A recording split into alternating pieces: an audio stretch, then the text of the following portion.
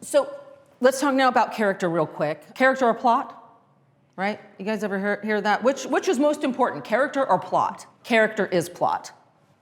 All right, class dismissed. Okay, so that's the key. Character is plot. Character determines everything.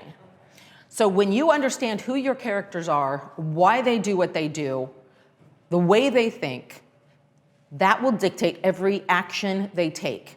Plot is action. Plot is a series of events that move the story forward. An alienated teen thinks very differently than the daughter of, like the executor responsible daughter in this family who needs to make sure her mom is laid to rest just right. They're two different people and they're going to behave two different ways. And when they run up against another character who has an opinion and a belief system, they are at odds. They are challenged. And that's how you get conflict. Because drama is just conflict. And if you don't have drama and conflict throughout your story, you're not going to keep your viewer or reader engaged. But it has to be legitimate and it has to feel real. I cannot watch Marvel films and I can't watch so many films that your characters just go through the steps because they need to go through the steps. Because the writer says, oh, well, I got to get this guy from here to here, and so we're going to do this, this, and this.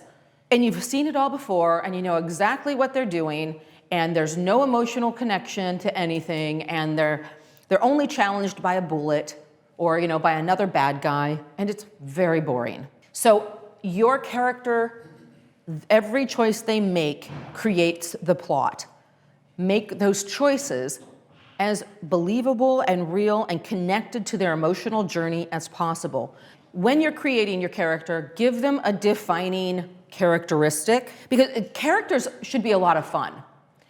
And in order for us to stick with a character, there needs to be something unique and interesting about that character. There's a reason why we're going to keep watching this person. That defining characteristic, usually a psychological aspect of them, right? Give your characters a defining characteristic, and if you can make it controversial and something that's going to make it challenging for other people and fun for us, even better. It could be that they never say anything rude. They never say anything that challenges anybody, right? They always just get along. But then when nobody's around, they're like, and they go crazy, and that's when they vent it. Well, they have a lot of hostility or something building up inside of them if they never talk. They've got some issues to work with. The defining characteristic can help create character. So in Pig, his defining characteristic is that he's a recluse. He's rejected society. That's his character, his defining characteristic. He's quiet. He doesn't want to get involved in the world. He's done. That defining characteristic can also be worked into the flaw, or it can be separate from the flaw. And every character should have a flaw and a positive trait. I would say give them 2 or 3 flaws and 1 or 2 positive traits. In a short, really focus on just one flaw. If you're looking at a feature, you can go with additional flaws, but one should always be your primary flaw. And that flaw is the thing that's going to be the lesson they learn, right? That flaw is at the heart of what they have to learn. We want their unique perspective. So having that flaw, that lack of empathy or compassion, that's the journey she's going to go on. Because in a story, you have a character who has a want and a need. That goal, that's what they want to achieve. That's the external drive that keeps the story going. That goal is the momentum. That's what we're going on. And during that, and they don't even know right now that they necessarily have a need to change or a need to learn or a need to grow, but they do, because that's our job to make sure that that's built in there. And we've seen it in action. We've seen that flaw and that defining characteristic in action. And because we're really smart people, we know instantly, oh, this woman has got some problems. She is going to ruin that relationship with her daughter because she has no compassion, she's closed-minded. She needs to start thinking for herself. And she's going to go on this journey, and she's going to be challenged. Her belief system is going to be challenged all the way through, so that by the end, she will become a little bit more empathetic and compassionate. She and her daughter finally have that moment, and she gets it, and she gets to tell her daughter, I love you, and what you want is more important to me than anything. So then she walks her down the aisle. I'm going to cry. And so POV is the next thing I want to talk about, because point of view, character point of view, is everything. We grow up, we are born, we have no idea about anything. We come into this world as like little blank slates, and then people start showing us and talking to us and teaching us and demonstrating and driving stuff into us, into our little brains and our little hearts and our little psyches, and we believe that, right? And some of that we really believe, and then some of it we reject, and we go and we have these experiences. And I'm giving you the real quick psych course. And we start forming opinions about things. And a lot of times it's what we're told early on, right? Lying is bad. And then when somebody lies to us, we're like, they're bad, they lie. And then if you lie, it's like, oh my God, I'm bad. And now I've got all this guilt to deal with. Or being homosexual is a sin. And that's a big one, right? It's taught to us, it's told to us, it's blah, blah, blah, especially other prior generations and in religious communities. And if we don't choose to challenge those opinions, we will go through life believing everything that we're told. And then we go and we have an experience, and that experience either reinforces or changes our opinion.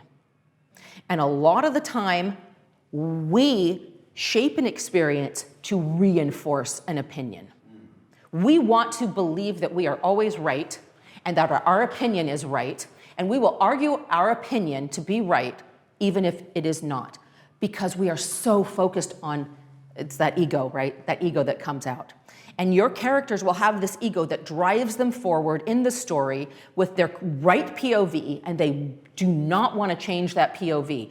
And they have to be beat over the head, and I go big, but they have to be beat over the head time and time again in an escalation before they begin to say, maybe I'm not right. Maybe this opinion doesn't work. Maybe there's room for other opinions or other viewpoints or other belief systems. And that's how we grow. And that's life. Like, that's just our experience in this world. I imagine that everybody has had something like that. That POV creates the subtext. It creates the dialogue. It creates how and why your characters respond to things and the actions they take. So knowing what your character's POV on the world is and life and specific subjects, that will guide your character. So when you're crafting your story and your character, you have to have the right character, or you have to build your story around that kind of character. So what happens at the end of your, like in your climax and your resolution period in Act 3 is the lesson learned. So those, remember we talked about structure last week, and we talked about the obstacle climax, and that they escalate, they get bigger and more dangerous or more challenging. So that third obstacle or final obstacle, which is the climax, and I'm gonna take an aside real quick. When you have a character like, say, Kate's mom, where you're dealing with an issue where it's really easy to dislike somebody because they're not open-minded or because they are against a type of person, right? Okay, it's easy to hate, to like, oh man, that old Catholic, closed-minded woman, you know. It's really easy to dislike that person because they don't like homosexuals. We need to make sure that there's something about her that we really do like. She's gonna go on this journey, but there still has to be something there that we can connect with in order that, because she's your lead character, don't lose your audience. You have to have something in there where it's a comedy, that's good, she's gonna make us laugh, that's important. But there's something else about her that we've seen, that we know she's a good person. She just needs to open her mind up a little bit. She needs to grow. So when you're building that character, think about that. This is a character that could easily be disliked. You want to make sure that there's that characteristic in her that we all see in action that makes us like her a little bit. At least we're going to give her the chance. For characters who are just like selfish, let's just say as a negative trait, we've got somebody who's really self-centered, right? Very easy to dislike a self-centered person. So we've got to give them a positive trait or two that balances that out a little, that allows us to connect. And oftentimes it's their circumstances.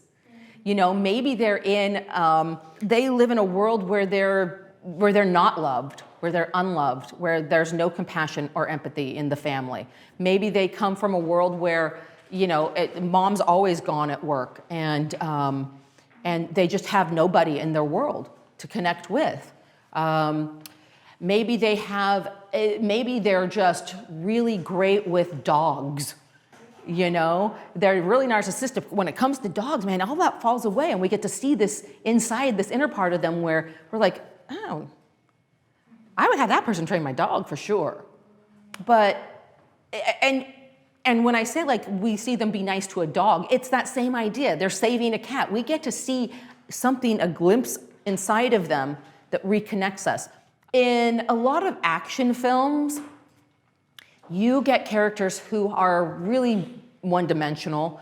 They don't have necessarily a negative flaw. They don't necessarily have a positive flaw. They're just freaking amazing. Has everybody seen Lethal Weapon? Talk to you about him for a second, right? You've got a buddy cop film, which is great. You've got two very different characters, right, playing off each other. And what is the character, Mel Gibson, what would you say, like, he is loud and he is in your face and he's fearless. He's fearless. All the time he's fearless. But then his wife dies. So he was probably always like that bum, bum, bum guy, because you see that personality in him, but now he's reckless and careless. And that is a big problem. But his positive trait is what? He's super loyal. Yes, he is. He's super loyal. He's funny. Right? Don't underestimate humor, comedy. That is huge. It will connect us with a character like nobody's business. He's funny, and he really loved his wife, and he's got a dog.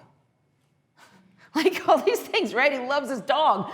It's crazy. Every time you show a dog or a kid in a film, like that makes a huge difference. We want to see that lesson learned. We want to see how that journey has changed them. So when in that Act 3, after they've had that big climax and they go to the resolution, we get to see what they're going to be like in life going forward. That's what it is. We want to see if they've learned anything. Because, you know, it's all about a cathartic experience for us as moviegoers. When we want to be entertained, we want to escape, and we want a cathartic experience. And we are going to align with the protagonist on the screen, usually.